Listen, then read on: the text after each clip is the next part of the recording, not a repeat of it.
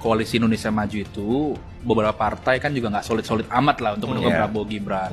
Yang pertama adalah Golkar ya. Ini kan Golkar merupakan partai penting karena di daerah itu mereka infrastrukturnya oke lah, kuat lah segala macam. Nah, di para kader itu masih kurang menerima lah terpilihnya Prabowo menjadi capres maupun Gibran menjadi cawapres.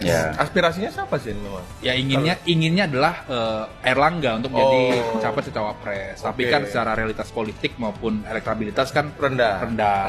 Bahkan beberapa orang-orang di Golkar itu justru mendukung Anies Baswedan menjadi capres mereka. Ya, tapi gimana kalau kemudian kita berbicara Erlangga, bandingin Erlangga dengan istana, dengan Jokowi misalnya. Ya tentu saja kalau berbicara infrastruktur, juga berbicara kekuatan, lebih kuat istana kan. Jadi wajar kalau Prabowo kemudian lebih memilih Gibran daripada memilih Erlangga. Kan harapan tidak boleh dipatahkan dulu, Makin bijak kawan kita ini. Begitu. Gue harus hati-hati ngomong di sini dulu.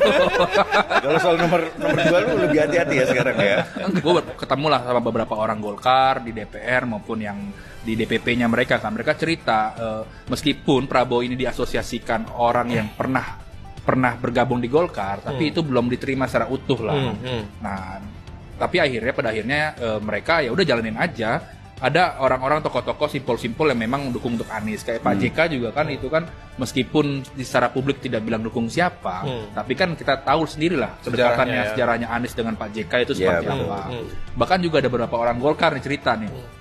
Mereka ngontak orangnya Anies, dia bilang gini, "Bro, gua nanti bisa bersandar ya di sana ya," begitu. Siap-siap kalah gitu. Persiapan, harapan dan mitigasi apapun yang terjadi ke depannya begitu. Kita demi kekuasaan juga berarti ya. Ya kan politik adalah untuk kekuasaan. Rakyat adalah disuruh memilih saja. Milih saja. Kan. Sok-sokan nggak pernah bantah ditanya soal dinasti politik itu, jawabnya kan ya itu kan rakyat. Tapi lu yang mainin dinasti politik, boy. Begitu juga di PAN ya. PAN kan PAN dianggap dalam koalisi itu juga tidak terlalu kuat di daerah gitu kan. Kalau kita lihat juga kekuatan PAN tuh hanya banyak di pusat-pusatnya tuh. Kayak tadi Rikang sebelum tapping dia bilang, "Gila, ini searching medsos gua isinya pan. Gitu loh. Semua timeline gua isinya pan.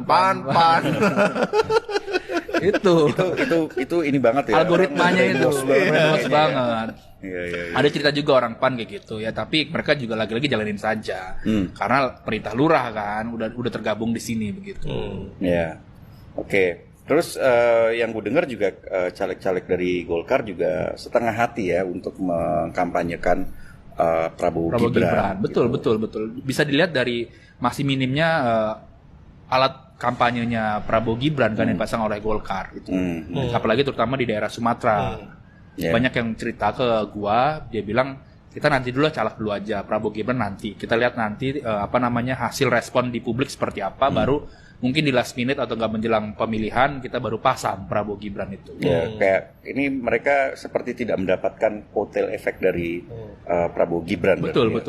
Karena mereka menilai dalam Pilpres kali ini yang paling besar mendapatkan kotel efek adalah Partai Gerindra sendiri. Iya, Gerindra diyakini atau diprediksi itu bisa mengalahkan perolehan kursi PDIP loh. Oh ya, prediksi boleh-boleh saja gitu kan. Cuman nanti kita lihat aja. Memang seru sih kalau memang kemudian Gerindra bisa loncat sampai nomor 1 gitu ya. Jadi akan ada pergantian di DPR juga kan dari sisi ketua DPR kan. Pasti. Ngomong-ngomong soal baliho di kubu 02, gue juga melihat kecenderungan yang sama sih untuk Demokrat. Nah, kan? Demokrat juga. Demokrat tuh gue lewat tol gitu di Serpong ya. Itu jauh sekali. Hati-hati loh, rumahnya ketahuan di mana lu udah Serpong lo sih. Gue lewat tol di Serpong itu pasang baliho gede Demokrat tapi nggak ada Gibrannya. Demokrat kan? bersama Prabowo gitu kan, padahal ini dua pasang sepasang capres cawapresnya adalah Prabowo Gibran gitu. Dan gambarnya gambar AHY bersama Prabowo gitu kan. Nggak ada Gibran di situ. Digirin tangannya kan. Iya gitu. Jadi gue melihat kecenderungan yang sama tuh ngomong soal baliho ya gitu, bahwa soal Gibran sendiri tidak banyak tuh ditampilkan atau dipasang sebagai salah satu daya ungkit untuk alat peraga kampanye partai-partai koalisi. Gitu. Iya. Ya, nanti setelah lo ngomong kayak begini, setelah bocor halus keluar, nanti mereka akan sepasang.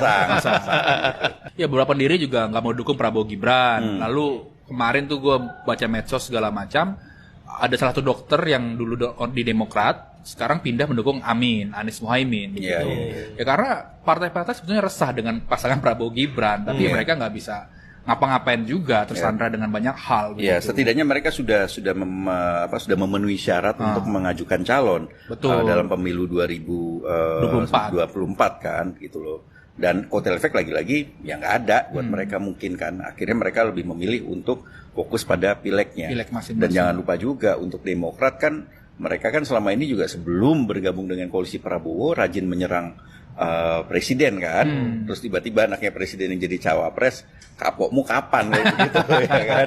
Makanya mereka juga terjepit sepertinya, jadi lebih memilih untuk membawa Prabowo saja gitu. Ya.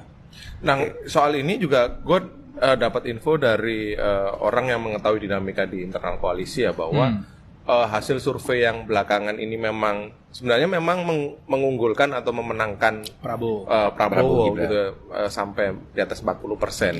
Gitu. Tetapi di internal Gerindra sendiri belum cukup puas dengan capaian itu. Karena apa? Kalau kita akumulasi dukungan partai-partai politik atau suara-suara partai politik yang ada di DPR, mestinya lebih dari 40% itu. Ya, dan jangan lupa ada tambahan suara Jokowi. Persis. Nah itu yang membuat mereka cukup gelisah nih, yang gue dengar, bahwa kenapa dengan dukungan partai politik sebanyak itu, ada Jokowi juga, terutama Jokowi masih 40%. Itu pun masih jauh lah ya. Artinya mereka kan mengincarnya kan satu putarannya harus 50% lebih kan. Nah, itu belum sampai di situ tuh Sen Pram. Itu yang membuat internal koalisi terutama Gerindra cukup resah dengan hasil survei, meskipun mereka sudah unggul ya dalam beberapa kali survei yang dilakukan oleh beberapa lembaga gitu. Jadi bukan hanya Gerindra doang yang resah ya. Jadi gue ketemu lah sama orang dekat salah satu menteri ya. Nah, si menteri ini pernah dipanggil sama Jokowi. Nah, di situ dijelaskan lah bahwa kondisi terkini adalah Prabowo itu stagnan untuk popularitas dan elektabilitasnya begitu ya. Yang cenderung menurun adalah Ganjar Mahfud. Tapi yang akan terus naik itu adalah, akan titik dia ketemu adalah Anies. Nah, di situ Pak D agak gelisah. Kenapa? Kalau misalkan nanti sampai terjadi 2 putaran itu akan repot karena tidak bisa dikontrol dan tidak bisa diprediksi gitu. Makanya si Pak D ini meminta menteri ini untuk membantu bagaimana cara pemenangan Prabowo Gibran, menaikkan berapa persen, targetnya sekitar 7-10%. 7-10%. Iya. Besar sekali berarti. Yang targetnya 1 putaran.